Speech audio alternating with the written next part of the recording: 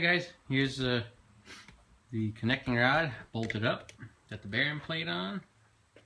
As far as engine work, this is pretty much it. The rest of it's just reassembling all the parts, tins, the oil pan, putting on your flywheel and your PTO and so on.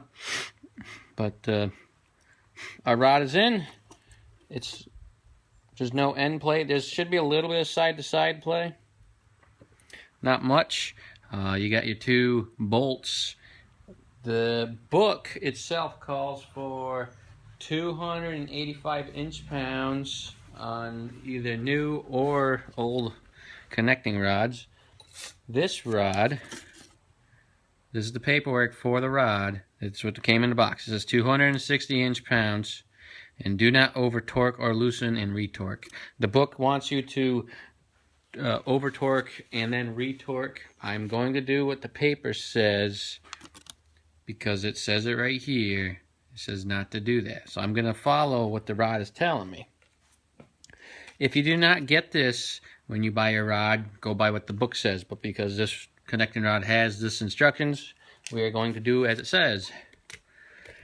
Let's see. I don't know if there's not much else that you got to do when you get all this in here. Flip your block around and spin it over by hand quite a few times. Make sure everything actually looks good. So we're going to do that now. Get some oil here ready to go in there. When you get to that point, I get the oil pan on first though.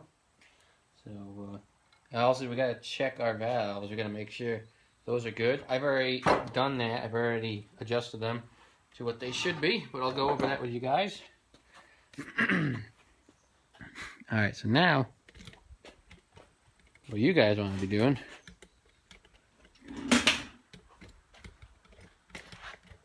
we gotta watch this thing as we're turning it over, make sure everything's timed right. First of all, we gotta spin it the right way. So starter generator turns this way, I believe it is. Depends on the starter generator. Let's see. There's a big arrow on it, I believe. Okay, so we're looking at the PTO side. Starter generator turns counterclockwise. So we gotta go counterclockwise on the PTO side. If we're on the flywheel side, it's clockwise. So keep that in mind. Alright, so now here we go. So we got the top. This is the top dead center on overlap. Pistons up. We're sucking in. Charge. Coming up. Compression. We're gonna should be shooting spark. Coming up to exhaust. Okay, so that looks good. And we're gonna be sucking back down. And now you'll see this just barely open. Decompression. Right there, just barely opens. I don't know if you guys see that.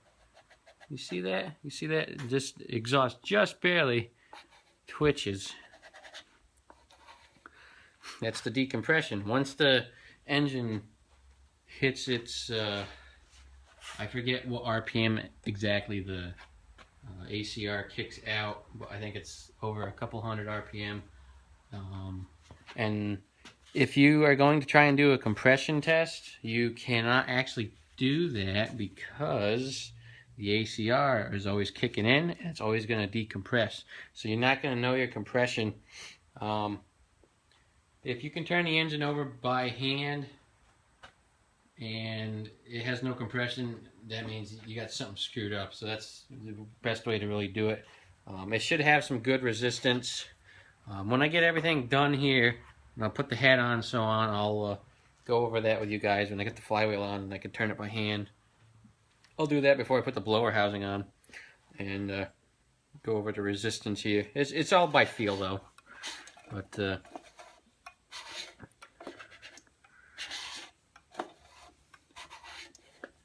okay. Always check this a couple times. I mean, everything looks like it's good. To me, it looks fine. And another thing we're going to do right now, we're going to put some oil down this bore. It had a little bit in it, but we're going to put a little bit in there. That should be good. I had an older guy tell me, because he used to rebuild these, that always run them on 2-stroke when you start to get the oil up here. I've actually never done that, and I actually never had an issue. But I can see what he means, because you don't want to run this dry up top here because of that reason. So that's why I dumped some oil in here. Just gonna swoosh it around, take out the extra. Okay, that's good. I don't want a ton of oil up there. You just want to, you know, soak it down a decent amount. I'm just gonna take out the extra here. I don't want that much in there. I dumped quite a bit out actually. But yeah, lube this up good, because as you're doing the, you know, this motion here, it does scratch it. There you go. It's definitely spins better. Yeah, you can see how much oil's in there. We don't need that much. Just a good film. Also, get you some assembly lube. I've had this for quite a few engines, not just tractor engines. Put it on all your gears inside. Put it on your valve springs. Put it on your tappets. Contact points at first. Then after that, once it's been running, you know, you'll be fine. That's mainly if everything is new. The only thing that's new in this engine is the rod and the piston. Other than the camshaft, it's not new. It's used, but it's not, you know, wasn't meshed to this engine. Although it fit right in perfect, nothing was off and so on. But so that's going over this. Next to go over the valves. I'm sure everybody knows roughly 10 for intake and 20 for exhaust.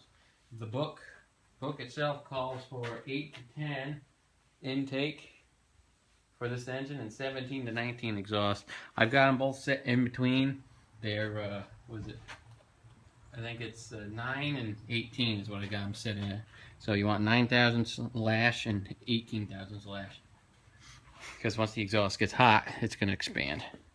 So pretty simple to go over that. Take your feeler gauge and make sure the springs are relaxed, and then just stick them in there. It's pretty basic.